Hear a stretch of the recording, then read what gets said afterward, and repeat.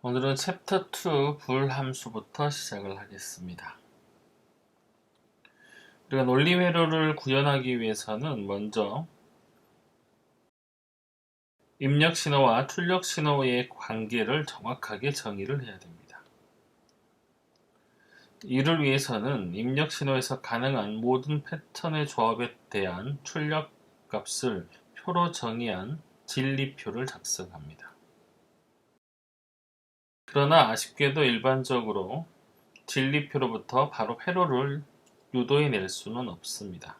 따라서 그 중간 과정으로 진리표를 입력 변수들 간의 논리적인 관계인 논리식으로 표현하는데, 이 논리식은 제시된 디지털 논리의 동작을 진리표처럼 완벽하게 표현할 수 있어야 합니다. 이진 논리 회로에서 사용되는 논리식은 수학에서 참 거짓을 따지는 이진 논리 명제와 집합의 개념으로 설명되는 부울대수식 혹은 부울식으로 표현이 됩니다. 성공적으로 유도된 논리식은 바로 디지털 논리로 변환할 수 있으나, 회로의 크기를 최소화하기 위해서 논리식을 간략화하는 과정을 거쳐야 합니다. 이러한 간략화 과정에서 부울대수라고 하는 이진 산술 연산식이 사용이 됩니다. 입력 변수가 많아지면 부울대수를 이용해서 부울식을 최적화하는 작업이 상당히 어려워집니다. 이 경우에는 진리표를 도식화한 그림인 카르노 맵으로 변환해서 시각적으로 최소 축약식을 얻고 최적화 도달 여부를 확인합니다. 이러한 시각적인 방법은 매우 효과적으로 널리 사용되지만, 아쉽게도 처리할 수 있는 변수의 크기가 4개에서 5개까지로 한정됩니다. 물론 뒤에 5변수나 6변수 카르노 맵이 있긴 하지만요. 따라서 더 많은 변수를 체계적으로 처리하기 위해서 표를 이용한 퀸 매클러스키 알고리즘을 소개합니다. 표를 이용하게 되면 시각적인 카르노 맵보다 처리 과정이 복잡해서 다소 불편하지만, 단계적으로 체계화가 돼 있어서 프로그램을 위한 알고리즘을 짜기가 상당히 용이하게 됩니다. 일단 프로그램이 되게 되면 변수의 개수가 더 많아지더라도 대응이 가능해지기 때문입니다. 부울대수나 카르노 맵, 퀸 매클러스키 방법은 모두 진리표로부터 최소 축약식을 얻기 위한 과정이며, 축약의 원리는 모두 같습니다. 이번 장의 학습 목표는 논리 연산의 공리와 정리를 이용하여 활용할 수 있다. 부울대수 연산을 이용하여 논리식을 간략화할 수 있다. 진리표와 논리식 및 논리 회로와의 관계를 이해한다. 논리식을 표준형 및 축약형으로 다양하게 변환할 수 있다. 카르노 맵의 원리와 효용성을 이해하고 논리식을 간략화할 수 있다. 퀸 매클러스키 알고리즘을 이해하고 이를 이용해 논리식을 간략화할 수 있다. 입니다. 부울대수의 사용 과정을 보시면, 이진 논리 명제의 참 거짓을 따지는 논리식은 논리 회로를 설계하는 데 있어서 상당히 필수적인 요소입니다. 최소 축약식을 유도하는 데는 부울대수를 사용합니다. 먼저 진리표로부터 최종 논리 회로를 설계할 때 가장 중요한 역할을 하는 게 바로 이 논리식을 표현하는 방법입니다. 이 논리식의 표현의 원리를 이해해야 되고요. 또한 부울대수나 카르노 맵 등을 활용해서 논리식을 간단하게 축약할 수 있어야 됩니다. 그게 바로 최소 축약식인 것이죠. 카르노 맵을 활용하여 최적의 논리 간략화를 자연스럽게 수행할 수 있는 수준까지 도달하는 게 이번 챕터의 목적이라고 보시면 되겠습니다. 부울대수는 영국의 수학자인 조지 부울이라는 사람이 19세기 중반에 개척한 분야로요. 이진 변수의 논리 동작을 취급하는 산술 연산입니다. 부울대수는 논리를 집합의 개념으로 설명합니다. 하나의 명제가 참인지 거짓인지를 판단하는 데 있어서 이용되는 수학적인 방법이라고 생각하시면 되고요.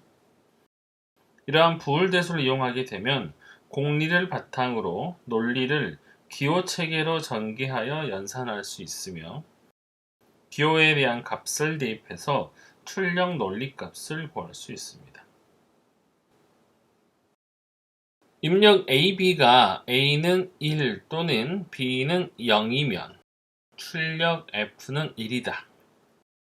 이런 인간의 언어가 있다고 했을 때 이것을 논리로 설명을 하면 참인 명제 A와 거짓인 명제 B에 대해 명제 F는 참이다 라고 표현할 수가 있습니다. 자, 이것을 우리가 이렇게 집합이나 부울식으로 표현하게 하는 것들을 우리가 부울식 또는 부울대수식이라고 하고요. 논리적으로 보게 되면 참인 명제 A와 거짓 명제 B에 대해서 F 명제는 참이다 이렇게 해석할 수가 있습니다. 이것을 집합의 형태로 설명을 하면 F는 A와 B의 여집합의 합집합이다 라고 이렇게 설명할 수가 있고요. 부울식으로는 F는 A 플러스 B 바 이렇게 설명할 수가 있습니다. 자, 대수는 일반적으로 사칙 연산에서 플러스 마이너스 곱하기 나누기를 기본으로 하는 수식을 말합니다. 부울대수는 여기에서 논리들 간의 논리곱, 논리합, 그 다음에 부적연산을 사용하는 부울식에서의 논리연산을 의미합니다. 추후에 학습할 공리와 정리를 적용하게 되면 이러한 부울식을 더 간단한 형태로 간략화할 수가 있습니다.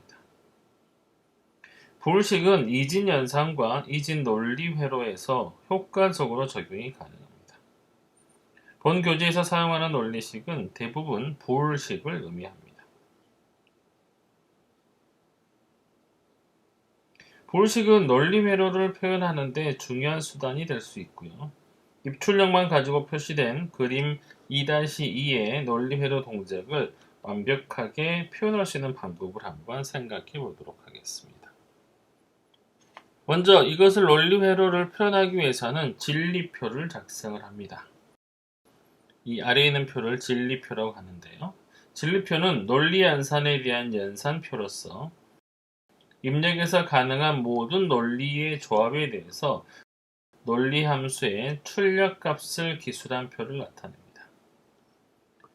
표 2-1을 보시면 입력 00, 01, 10, 11 이 네 가지 가능한 입력 조합에 대해서 어떤 출력의 결과가 나오는지를 이렇게 표로 정의한 것이고요. 이걸 통해서 우리가 쉽게 어떤 입력값에 대한 출력의 형태를 예측해 볼 수가 있습니다. 오른쪽 그림은 벤 다이어그램으로 이 논리 회로를 설명하고 있습니다. 입출력 값을 참 또는 거짓의 명제로 생각하면 논리 집합에서 1은 참이 될 거고요. 0은 거짓이 대응할 수가 있습니다.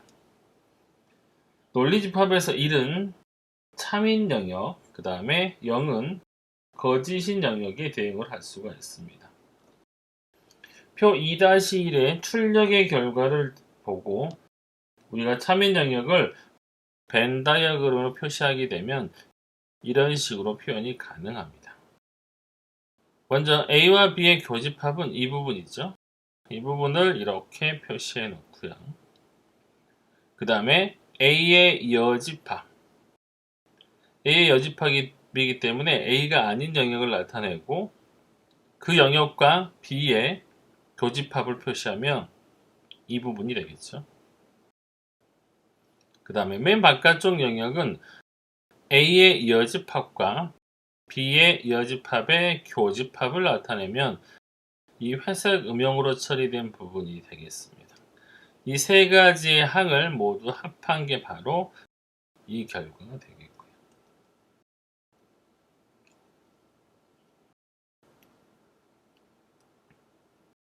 자, 그러면 집합연산자 대신에 논리연산자를 사용해서 앞에 있는 표 2-1의 진리표를 어떻게 부울식으로 표현할 수 있는지를 보겠습니다.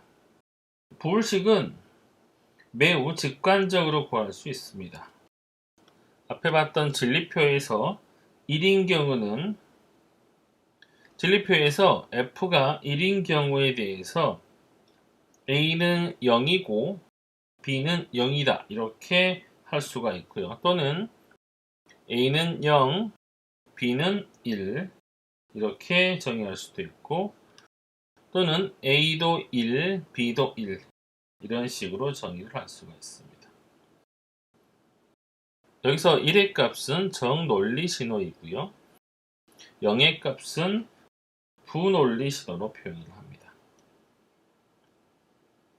또 이고는 연산기호 AND로 나타낼 수 있고 혹은이라고 하는 것은 연산기호 OR에 대체하면 다음과 같은 부울식을 얻을 수가 있습니다.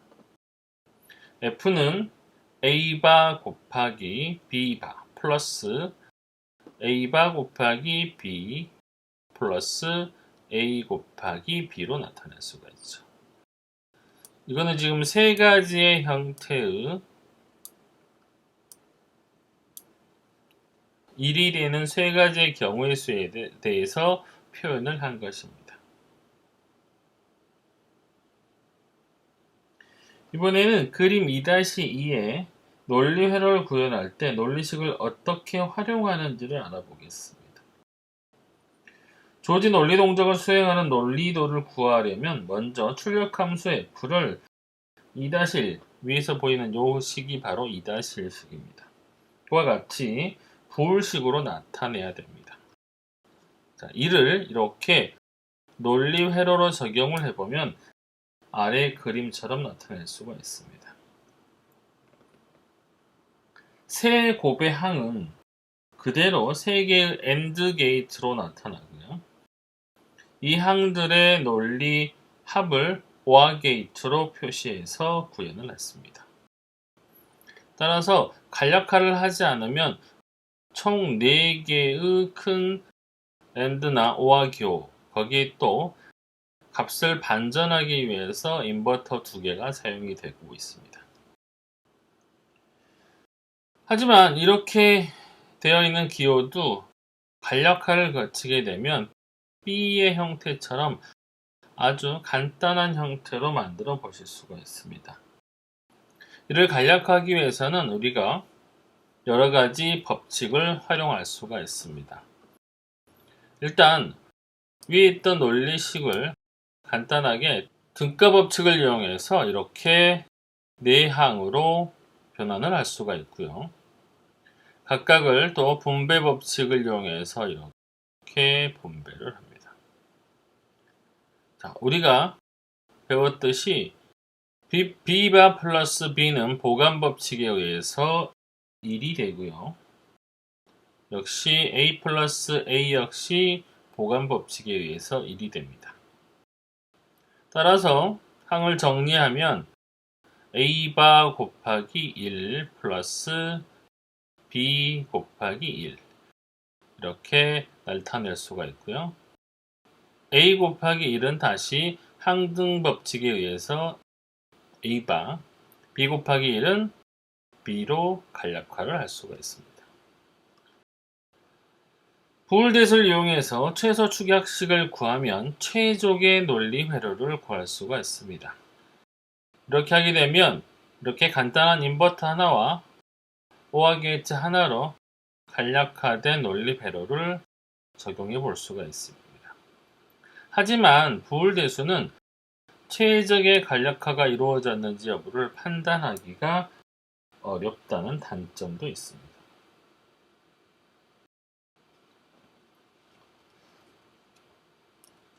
부울식은 복잡한 진리표를 변수 사이의 간단한 대수 형식으로 표현한 것입니다.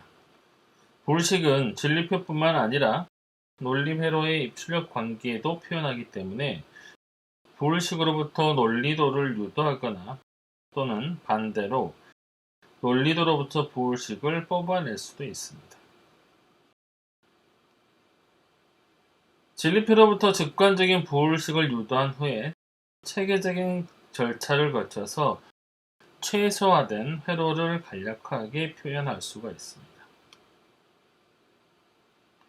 효율적으로 논리 회로를 설계하기 위해서는 기본 연산에 따른 공리와 정리를 활용해서 간략화된 부울식을 얻는 것이 매우 중요하다고 할 수가 있겠습니다. 이거는 부울대수식의 기초로서 기본 연산입니다. 논리 변수 0 혹은 1의 값을 가지고요. 논리 변수는 0 혹은 1의 값을 가집니다. 디지털 컴퓨터가 수행하는 가장 기본적인 이진수 논리 연산에는 곱의 연산, 그 다음에 합의 연산, 그 다음에 부정 연산이 있습니다. 이 세 가지 연산은 이렇게 교집합, 합집합, 그 다음에 여집합으로 나타낼 수가 있죠. A 곱하기 B 이렇게 곱의 연산은 교집합임을 나타내고요. AND 연산과 대칭이 됩니다. A 플러스 B 합의 연산은 합집합을 나타내고 어화 연산과 대응이 됩니다. 부정 연산은 이렇게 not 연산, 그 다음에 여집합을 나타냅니다. 자, 곱의 연산은 AND 연산이라고도 하며 그림처럼 논리집합에서 교집합에 해당이 됩니다. 표기를 할 때는 변수 사이에 이렇게 도트를 넣거나 또는 생략할 수가 있습니다. 곱의 연산은 회로 심볼은 아래와 같고요. 이런 식의 표현들이 가능합니다.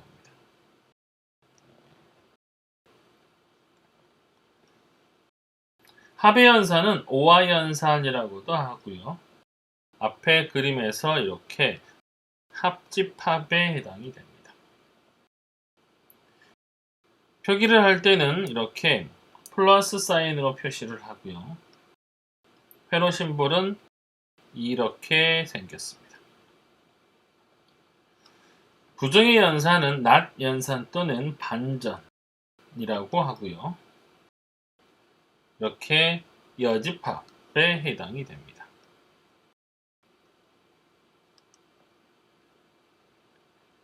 반전의 신호를 표시하기 위해서는 A바 이렇게 표현을 하고요. 이거를 상부 신호라고 합니다. 연산자 우선순위로 따지면 가장 높은 게 not이고요. 그 다음에 and, 그 다음에 or의 순입니다.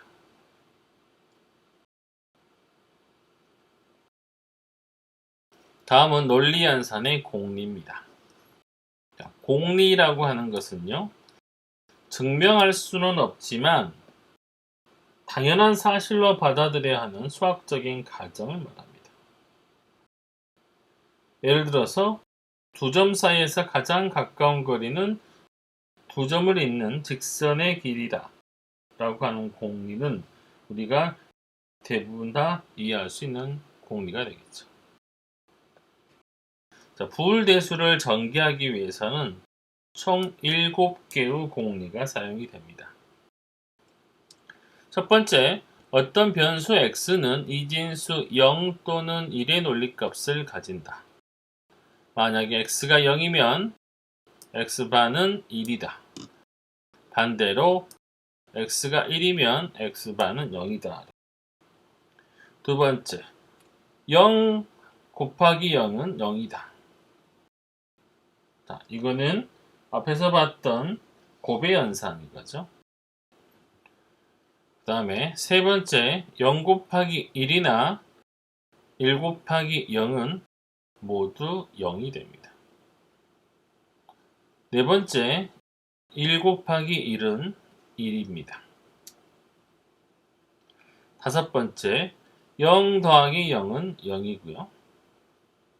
여섯 번째 0 더하기 1이나 1 더하기 0은 1입니다. 이 6가지는 어느 정도 우리가 이해가 되지만 일곱 번째를 보시면 1 플러스 1은 1이다. 이게 일반적인 수학의 공식과는 전혀 다르기 때문에 이해하기가 조금 어렵지만 이거를 반드시 이해해 주셔야 됩니다. 1 플러스 1은 참인 두 명제의 논리 합이기 때문에 언제나 그 결과는 참이라는 것으로 이해를 해 주셔야 됩니다. 이거는 수학적인 값이 아니고 명제에 대한 것이기 때문에 반드시 어느 하나의 변수가 참이면 결과는 반드시 참이 된다는 명제를 이해하시면 될 것 같습니다. 공리연산의 정리입니다. 자, 정리란 공리를 바탕으로 증명할 수 있는 기본 법칙을 말합니다. 자, 첫 번째로 교환법칙입니다. A 곱하기 B는 B 곱하기 A가 성립합니다. 그 다음에 A 플러스 B는 역시 B 플러스 A가 될 수 있습니다. 그 다음 두 번째는 결합법칙입니다. A 곱하기 B 곱하기 C는 B 곱하기 C에 A를 곱하는 것과 같습니다. 그 다음에 A 플러스 B에 C를 합집합하는 것은 B 플러스 C에 A를 합하는 것과 같습니다.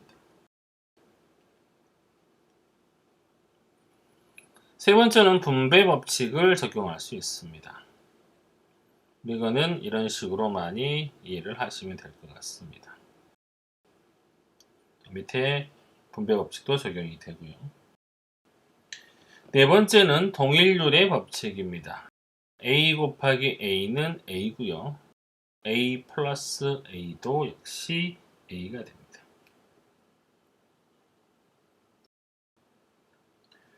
반전의 법칙은 정을 부정하면 부가 되고 두 번의 반전을 하게 되면 다시 정의 논리로 되돌아간다는 것을 나타냅니다. 그 다음에 흡수 법칙입니다. 일반적인 산수로 생각하시면 조금 이해가 안 되지만 논리 명제로 이해하시면 어떤 변수보다 더 큰 영역의 논리 명제에서는 and는 그 변수 자신이 되고 더 작은 영역에서 논리 명제와도 그 변수 자신이 될 수가 있습니다. 자, 이거는 이렇게 이해하시는 것보다 이렇게 벤 다이어그램을 이해하시면 쉽게 이해가 되실 겁니다. A 집합과 A 플러스 B, 그러니까 A와 B의 합집합의 교집합은 곧 A 자신이 되는 거죠. A 집합과 A와 B의 교집합의 합집합은 역시 A 자신이 되는 것입니다.